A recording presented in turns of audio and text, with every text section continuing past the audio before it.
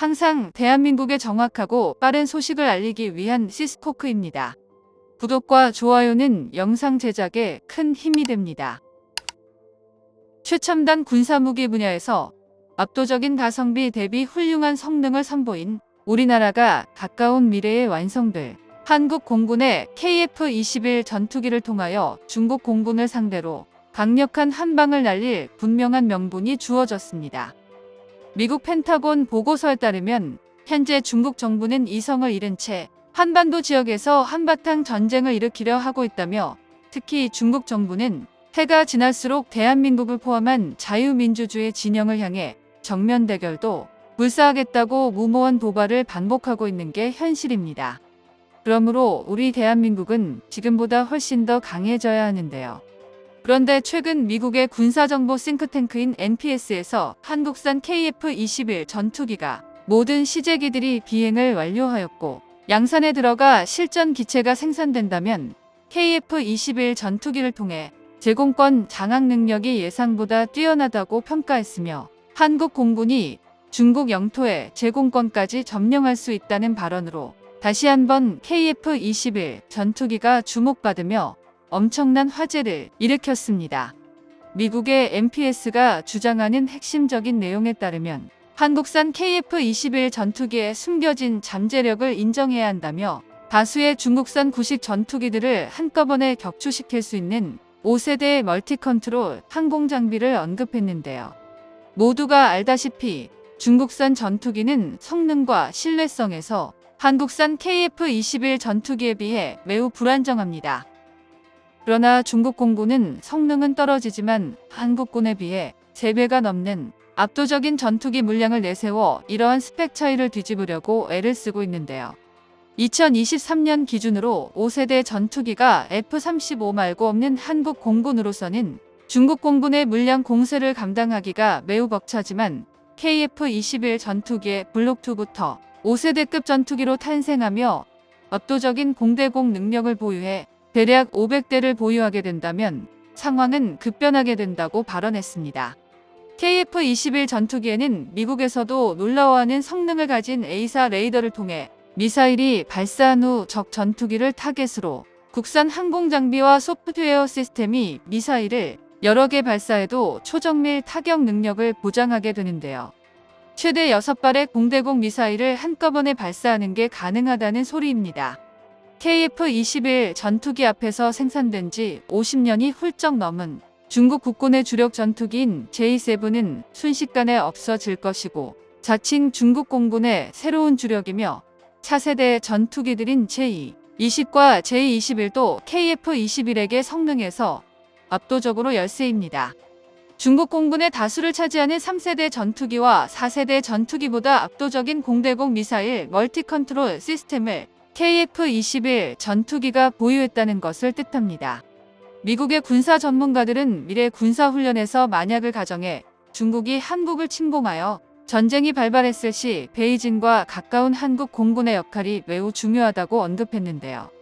중국군은 한반도와 가까운 북부 정부의 전력에 집중 배치했으며, 유사시 제2차 한국전쟁이 일어날 경우 한반도에 개입해 무슨 수를 써서든 한국을 점령하는 것이 중국군이 목표로 삼고 있습니다.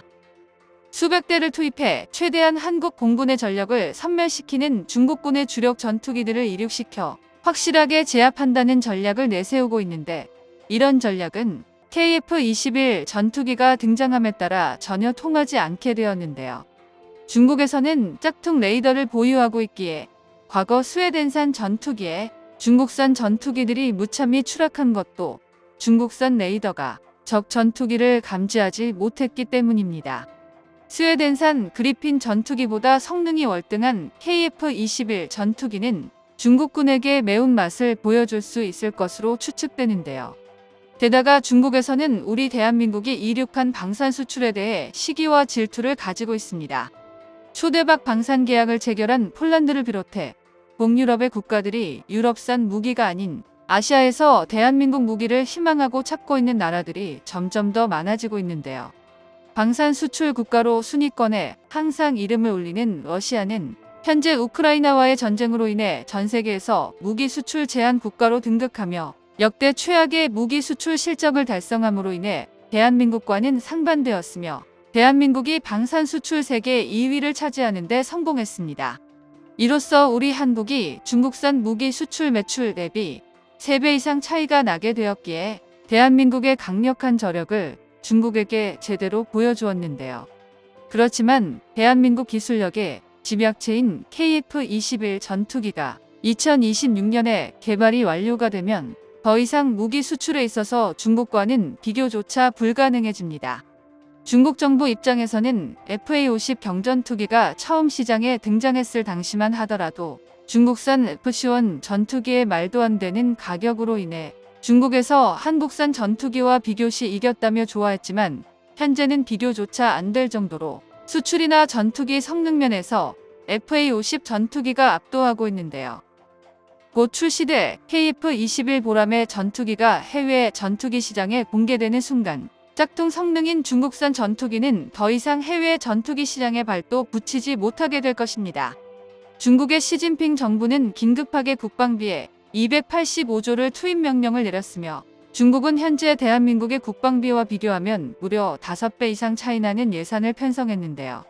이렇게 대규모 예산을 투입해 중국산 무기를 개발한 뒤 한국15와 신화통신 등 언론까지 가세하며 중국산 무기의 해외 수출에 대한 적극적인 무기 판매 홍보까지 보였지만 역시나 해외 시장에선 중국산 무기 평가는 굉장히 싸늘해지며 폭평이 멈추지 않은 게 분명한 현실입니다. 특히 파키스탄, 나이지리아 등에서 대규모 중국산 전투기를 구매해 사용하면서 꾸준히 운용한 결과 저렴한 가격만큼의 성능을 낸다며 중국산 전투기의 민낯이 국제적으로 드러나게 되었는데요. 사실 중국산 전투기는 러시아에서 전투기 기술력을 훔쳐와서 만들었는데 완벽하게 러시아산 기술을 훔쳐오는 게 실패하였습니다. 러시아에서 중국으로 기술들이 대거 유출 정황을 포착하면서 중국과 방산 무기에 대한 교류를 즉각 멈춤으로 인해 다행히도 중국산 전투기가 완벽해지는 사태는 막았는데요.